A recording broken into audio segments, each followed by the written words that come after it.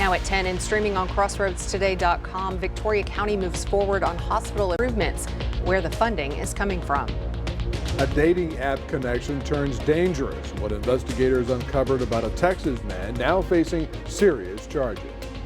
Plus, a local Texas high school rodeo queen takes the spotlight at a national competition. We're going to be talking about temperatures pushing the 100-degree mark for the next couple of days. Well, until this high pressure moves out of the area, but that's what's squeezing the atmosphere down and making it so warm. We'll have all that coming up in a moment. Texas A&M Victoria hires new women's soccer coach. We'll hear about how she feels being a part of the team later on. You're watching 25 News now at 10. Good evening and thank you for joining us. I'm Shauna Curry. And I'm Don Brubaker. The pretrial hearing for Fernando Acosta Jr. tomorrow morning will be done through Zoom. He's indicted on charges of tampering with evidence, abuse of a corpse, and the murder of Amanda Johnson. Her body was found by two hunters in a burnt vehicle on April 18, 2021 near Midfield in Matagorda County. She was 38 and a mother of two. If convicted, Acosta faces 5 to 99 years or life in prison for the murder charge, 2 to 20 years for the tampering with evidence charge, and 6 months to 2 years for the state jail felony charge of abuse of a corpse. On April 17, 2021, Amanda Johnson was reported missing from Victoria. The next day, she was found murdered in a burned vehicle on a rural Matagorda County road. The suspect in her case, Fernando Acosta Jr., was indicted on June 21, 2021. A judge denied his request for a bond reduction a few weeks later in July.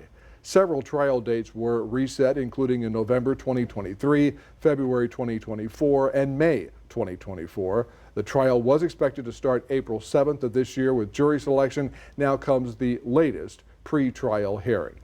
Citizens Medical Center is nearing the completion of its $21 million ICU expansion. But before getting to the finish line, the hospital is asking county commissioners for one final green light to help cover the cost. Citizens Medical Center broke ground on its new intensive care unit expansion in April 2024.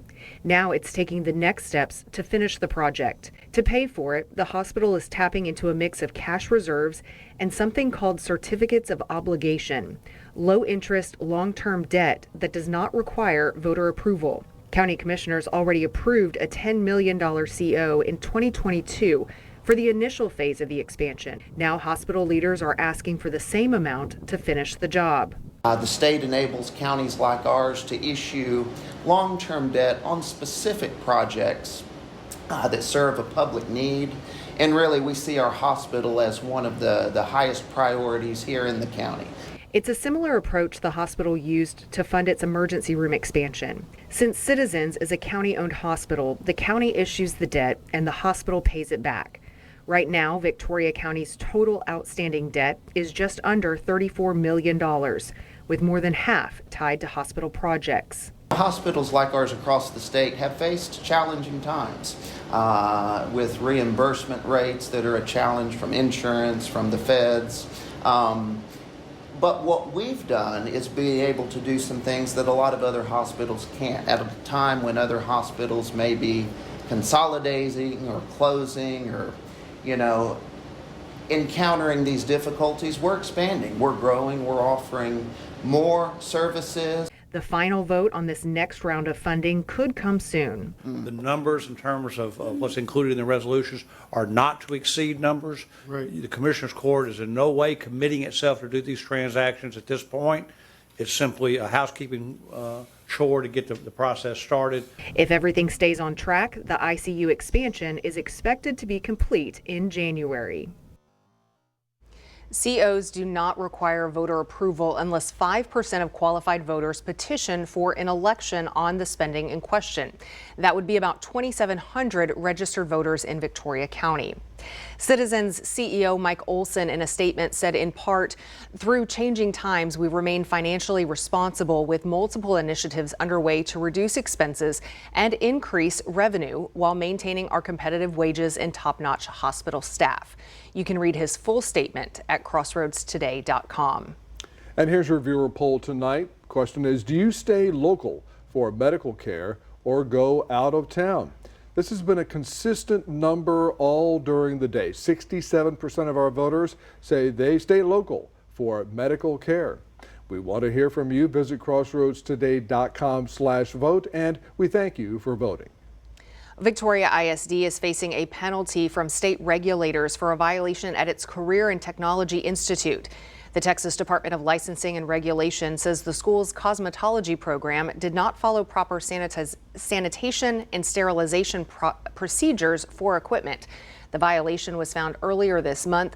The district is now facing a $3,000 penalty. We have reached out to the district about the violation and are waiting to hear back.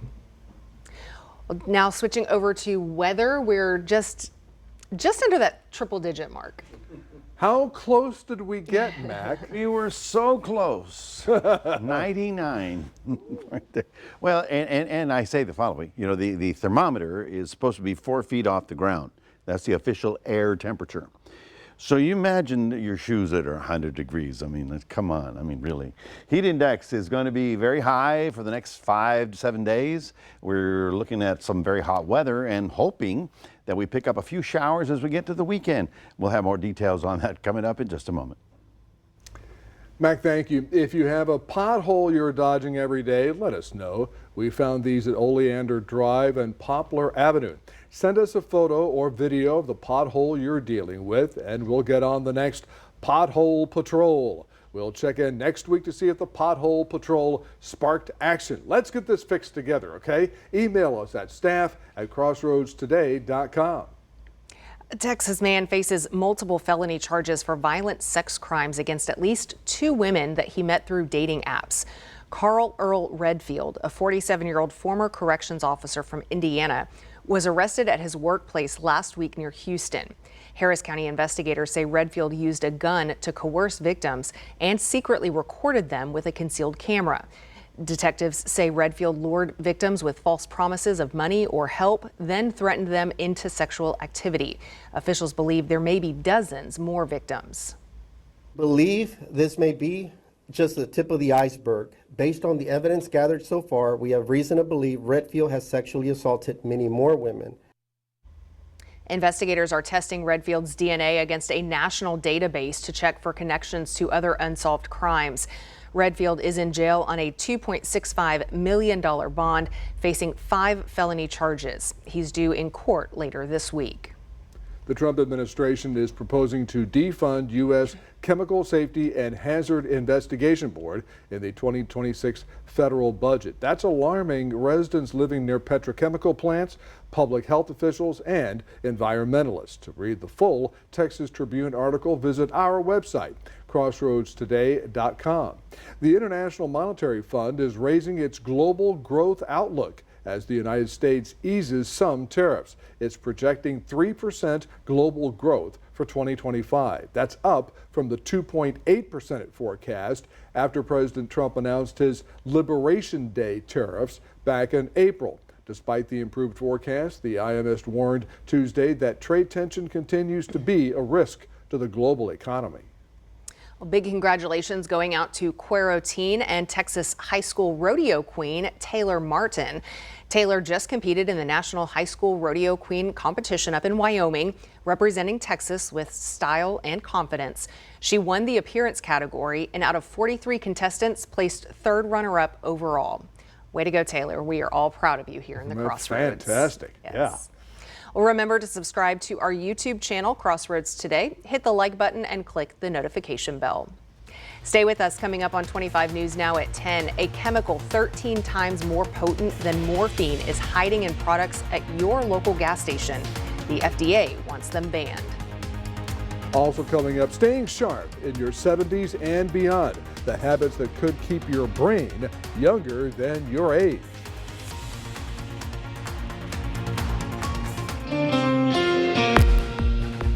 Our military hero of the month is U.S. Army Specialist Ernest Montes. The UH-1 helicopter built by the Bell Company is affectionately known as the Huey, and it holds a special place in the hearts of those who served in Vietnam. Ernest Montes was a typical kid from Victoria, knocking around trying to make a living after high school. Things weren't really coming together, so he decided to join the Army. But before he knew it, he was riding on a gun truck. The gun trucks were beefed up by adding 2 to 4 M60 machine guns, fitting them out to protect supply convoys. They were quick and mobile, and they were used to guard everything and everybody. And this is what a day at the office sounded like. When Ernest came back to Victoria, he learned that he had acquired enough skills to sign up for a long career at Union Carbide. Around 2002, enough Vietnam veterans came together to organize the Vietnam Veterans of America, Chapter 898. Ernest has been in its leadership for 16 years. Gary Gay and I went up to Commissioner's Court and asked him permission if we could set up a display out here. And then they asked what kind, and we told them a helicopter. Commissioner's Court, they jumped on board. We got to talk to people, see if we can raise money to get a helicopter. Well, we went out, no luck at all. The members, we get together and eat breakfast every Thursday. One member said, Ernest, I want to make an announcement. And everybody quieted down. He said, I'm going to buy that helicopter for you. My jaw dropped.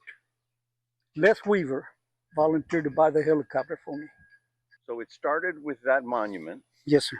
that the county did, At the county monument. and the VVA has added the flagpole, Yes, sir. the pavilion, Yes, sir. and the Huey. Yes, sir. And you were involved in all of that. Yes, sir. And my son in Hawaii, he just passed last September.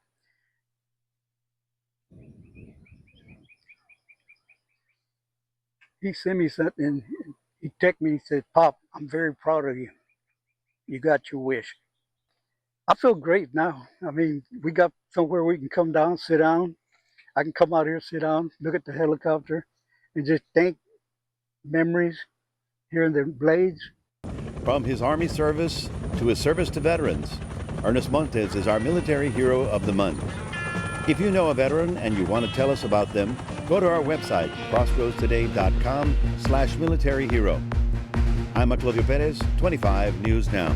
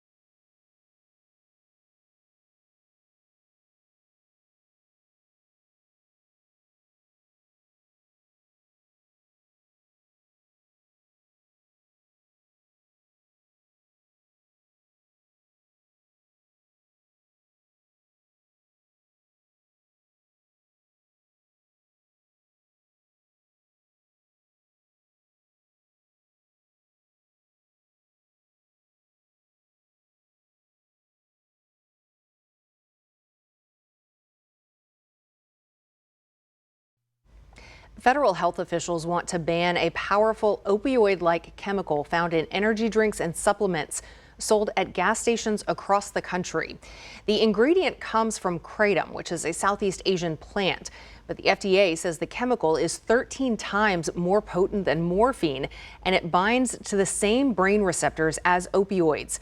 Regulators want to classify it as a Schedule I controlled substance, the same category as heroin and LSD. The FDA issued warning letters to 7 companies last month for selling products with the chemical. Officials say these products have not been tested for safety, and they make unproven medical claims. 7-OH is not just like an opioid. it does not just have opioid binding properties. 7-OH binds to the mu receptor, which means scientifically, by definition, it is an opioid. And yet it is sold in vape stores, in smoke shops, in convenience stores, and gas stations that are popping up all over the United States, and nobody knows what it is. The agency stresses its action targets only the concentrated synthetic byproduct, not the natural kratom leaf products. The Drug Enforcement Administration will review the FDA's recommendation for federal scheduling. A new study is raising concerns about ultra-processed foods like chips, sodas, lunch meats, and packaged snacks. Researchers found people who ate the most were 41% more likely to be diagnosed with lung cancer, even after factoring in smoking. The study, published in the journal Thorax, does not prove cause and effect, but experts say additives, packaging chemicals, and poor nutrition could be to blame. They recommend choosing whole or minimally processed foods when you can. Your diet, activity level, and chronic health problems can all shape how your brain changes with age. With more, here's ABC's Zoreen Shaw. When Swedish investigators used AI to estimate brain age in healthy 70-year-olds, they found it didn't always match their chronological age. It's often referred to as the brain age gap. Poor lifestyle choices, like unhealthy eating habits and a couch potato lifestyle, along with having health conditions like stroke and diabetes, all contributed to an older-looking brain. But the researchers also found an upside. Eating a good diet, including lots of fruits and vegetables, exercising on a regular basis, reducing alcohol intake, and quitting smoking all help the brain age more slowly. Exercise in particular seemed to help the brain stay young. Brain age matters because a more youthful brain means staying mentally sharp into your golden years. With this Medical Minute, I'm Zoreen Shaw. Dr. Susan Molnares was confirmed by the Senate as the new head of the CDC. She's a microbiologist and infectious disease expert who briefly served as the agency's deputy director earlier this year.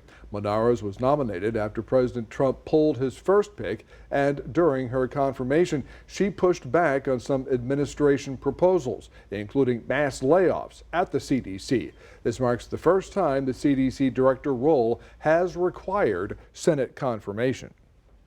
Well, good evening, everybody. We're looking at 77 degrees right now. I mean, that's not bad considering that we were, well, 99 is the number I saw. So that I believe I'm 99% certain that it was a 99 high today. Of course, that compares to a 96, which is our seasonal average. And let's see, after July comes August. It'll be a long August. We'll talk more about it coming up after this.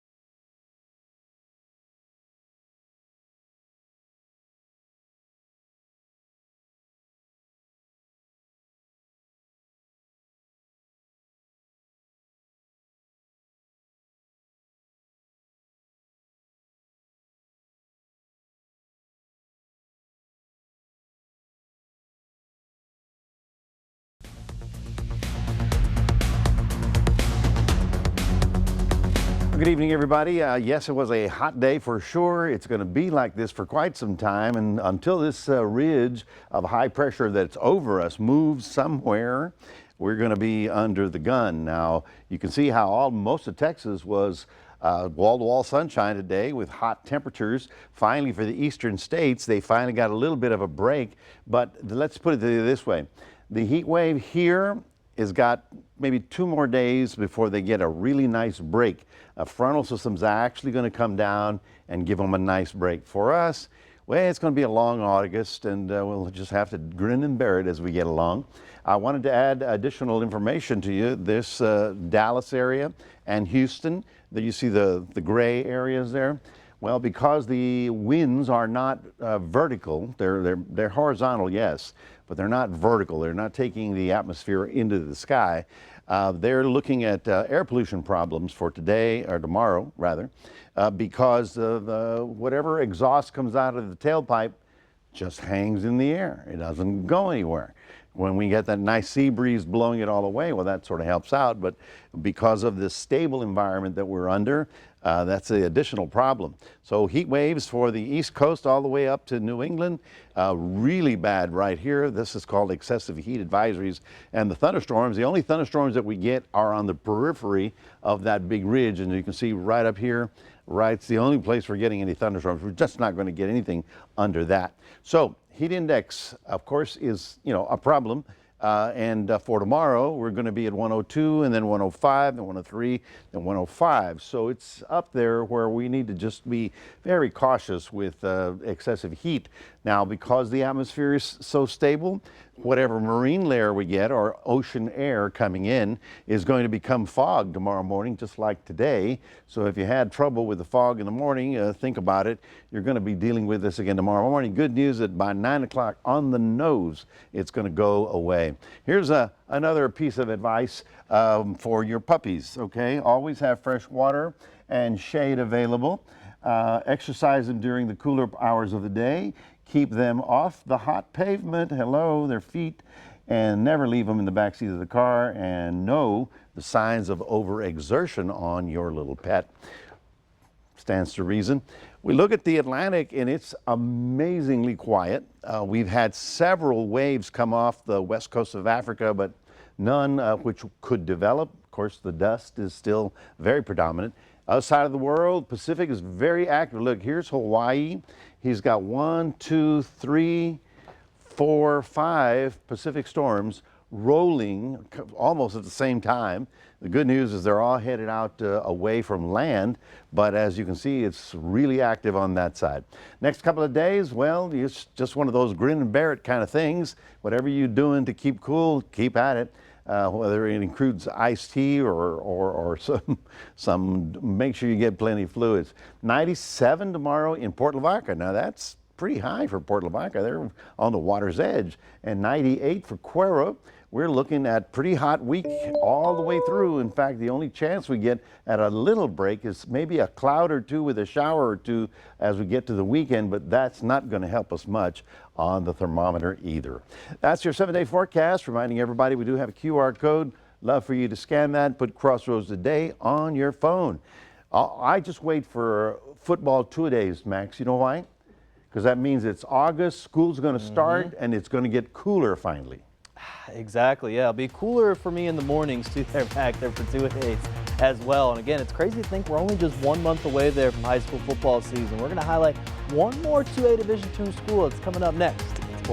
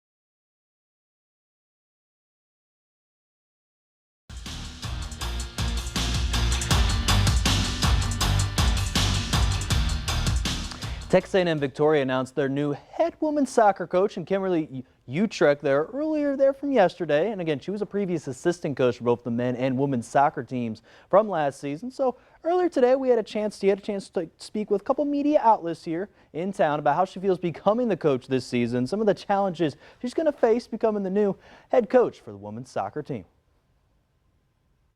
Experience so far, really just enjoyed my time here for the last 5 years under the previous head coach Adrian Rigby. He really kind of laid a foundation and we really built a good program together, and now it's kind of my chance to put a unique spin on something that was already good. There's this foundation that has been laid previously. Moving forward, there are going to be inherent challenges of just taking over a team. Now, Utrecht also mentioned she wants this team to feel more together going into the season. I felt that they missed that there from last season's team. And again, for Texas A&M Victoria, they're going to begin their season on August 30th. They'll be there at 1 p.m. versus Oklahoma City. Now wrapping up our 2A Division II coverage there, for getting out the previews, getting ready, because we're only 1 month away here from a high school football season starting. The Louise Hornets team, they're trying to see if they can get out of the 4th place spot in a tough district that has Shiner and Yorktown. We're going to be covered the past couple of nights. And Hornets, they are going to be returning quarterback back in Connor Gonzalez, and they're going to have a couple returners on the offensive line, which will help out going into this season because they got a new head coach as well in Cameron Murrah, who comes from Stockdale. He's previous offensive coordinator there, and Louise is currently still going to project to finish 4th place according to Dave Campbell's Texas High School Football, but that still would mean they would make the playoffs, but I think they want higher expectations going into this season. And again, tomorrow we're going to turn our attention to a Division I, and we're going to highlight the last year, our team that we covered all the time, the Ganado Indians, what they're going to look like. We'll talk about that team for tomorrow. Over at Victoria Generals, they can see if they can reach back-to-back TCL championships, again, starting this Saturday. In order to get that goal, they have to win best 2 out of 3 series versus the Brazos Valley Bombers. And starting tonight, the Generals, they got some big production there. They started off from Reese Lunsford, Diego Diaz. They got on the board early. It was 2-0, but the Bombers would respond back, and they would tie the game up there at 2-2 apiece. And this game would go into extras, and currently, yes, is still into extras right now. It is, last I checked, the Bombers were up 5-4. So if that result holds, the Bombers mean they only need to get one more win from tomorrow to get the job done. If, again, the Generals get the job done, if the score holds and the Bombers win, they will have to then go to, again, a Game 3 situation from that one. Over to the MLB, where the Astros, they're going to be back tonight versus the Nationals. They're in Dakin Park. Again, they're on a 5-game losing streak going in, but they got some big production from Cam Smith, got an RBI double to start the scoring for the Astros there in the first, but Nashville would take back the lead, get a big shot there from Garcia Jr., and then they had to respond back as Cooper Hummel hit an RBI single to help out. Again, they have to see, because right now last they saw, they were up 7-4. They got the win, so they're going to be back there tomorrow after getting in on a 5-game losing streak. They get the win tonight. They're going to be back tomorrow afternoon at 1:10 p.m. And finally, the Texas Rangers, they battled the Los Angeles Angels in Anaheim. And I'm looking at it right now, it's 3-2 Angels at the moment. Again, for the Rangers, trying to compete with the Astros in that tough AL West. And that's going to do it here in sports. Don, Shauna, back to you. All right, Max, thank you, and stay with us. Coming up on 25 News Now at 10, we'll take a last look at your weather. Plus, helping heal with hugs and paws. The special adult role one Labrador is playing in pediatric care.